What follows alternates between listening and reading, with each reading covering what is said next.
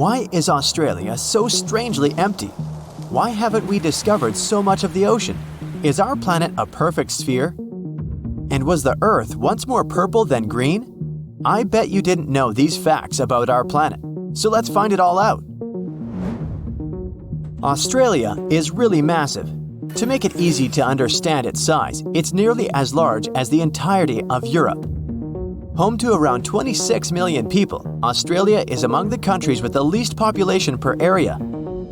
It's ranked only 55th for the highest population in the world, while it has the 6th largest land area. Why is so much of it empty? A good guess would be the many dangerous animals hiding behind every rock. At least this is enough for me to avoid Australia. But there's one specific reason to explain this. The dryness of Australia ensures that 85% of the population lives within 30 miles of the coast, and 80% of them live along the eastern side, where rainfall is more common. But although there is an overall lack of rainfall, only 20% of Australia is unlivable desert, and only 40% is considered not habitable by human standards. The water consumption is actually higher than their average rainfall each year, but there is a further ancient water source hidden way below, which can support a much larger population. It's one of the largest underground freshwater resources in the world, the Great Artesian Basin. It covers a staggering 656,000 square miles, which is 1/5 the size of Australia. It holds enough water to cover the Earth under a 1.5 feet deep layer of water. Or, more usefully, it could provide enough water for thirsty Australians over the next 1,500 years. Only 6.5% of Australia has soil suitable for farming, so this doesn't seem like a huge amount. But in case you forgot, Australia is big, and this small percentage is about the size of France. With this massive area available for farming, Australia has more than enough to feed its population, with a further 70% of agriculture products that are exported overseas. So, with plenty of land, food, and water, why are the population figures so low? A very slow migration process is the reason. First, only people from the United Kingdom lived there. Then, they opened their borders to other Europeans, and this restriction remained in place until 1973. You would think almost 200 years would be enough time for a lot of people to migrate, but Australia was just so far away. The risk of traveling such a long way and the cost of the journey meant that people from Europe prefer the shorter and cheaper options to migrate elsewhere, like Canada or the USA. For the past 2,000 years, people have understood that Earth is round. But did you know that it's not a perfect sphere? Through the wobbly rotation of Earth, our planet constantly changes its size, very slowly of course. The North and South poles are surprisingly flat. Earth is pretty much like a ball being squished. Imagine there's a giant hand with the fingers pressing at both poles. Because of this pressure, the equator pushes a little outwards. Along with an uneven gravitational field, Earth has loads of gravity glitches, some positive and others negative, creating an uneven, rocky, and bumpy surface. Some places on Earth have more gravity than others. If you weighed yourself along the equator, you would weigh 0.5% less than at the poles. Not a whole lot, and definitely not worth the trip to change your weight. If you were to measure the length from the center of the Earth towards the furthest point of Earth, you would be shocked that Mount Everest isn't at the end of it.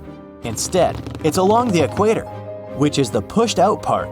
Ecuador's mountain Chimborazo would actually be the tallest point on Earth, as it's the furthest from the center. We still have around 80% of the ocean to map, which is crazy considering how much of the solar system we've explored in comparison. But we're still aware of many of the unbelievable details about the ocean.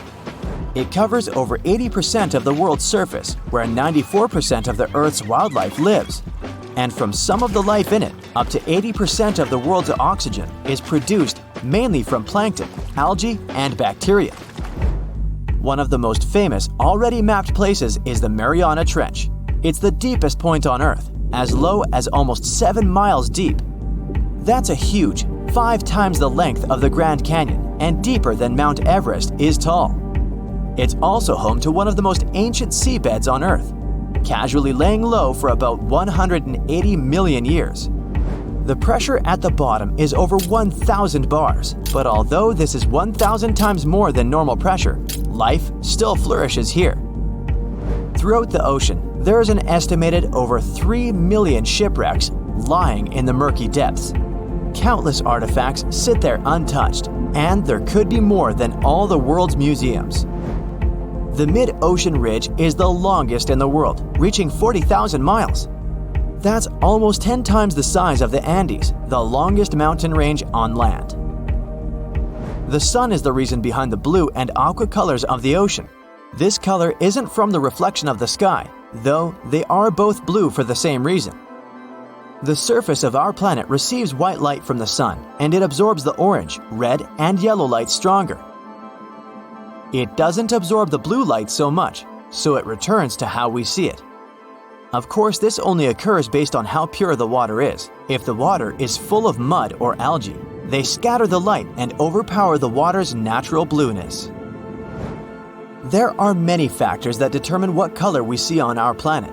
Could you believe that the Earth was green before? Instead, it was purple. Chlorophyll in our atmosphere absorbs mainly blue and red wavelengths from the sun and reflects the green ones to what we see our planet as today. Long ago, ancient microbes called retinal dominated the Earth instead of chlorophyll. They absorbed green light and reflected red and violet light. Those microbes had a simpler structure, so they were easier to produce in the low oxygen environment of the early Earth. They provided our planet with a purplish color instead of green. But chlorophyll is more efficient, and as the Earth was developing, it eventually took over. Imagine that billions of years ago, faraway observers could see our home as a small purple dot. I wonder if we could have also been purple. Probably not. The biggest tree on Earth is a giant sequoia named General Sherman. It stands over 280 feet, almost reaching the height of a 26-story building. They believe it to be 2,700 years old, with a circumference of 1,000 inches. Its weight is a staggering 1,800 tons. That's heavy, but it isn't the heaviest living thing on Earth. In Utah, a huge grove of trees called Pando works like a single colony of trees. The massive root system connects all of them together with up to 47,000 stems. It weighs up to 6,000 tons and is 80,000 years old. It makes it the oldest living thing known to humans.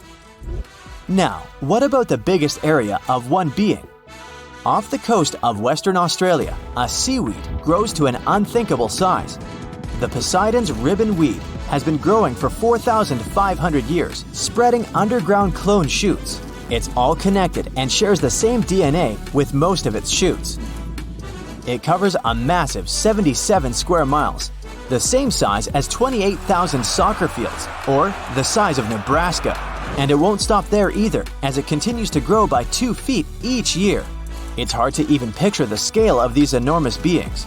Now, just imagine if they were all purple. That's it for today. So hey, if you pacified your curiosity, then give the video a like and share it with your friends. Or if you want more, just click on these videos and stay on the bright side.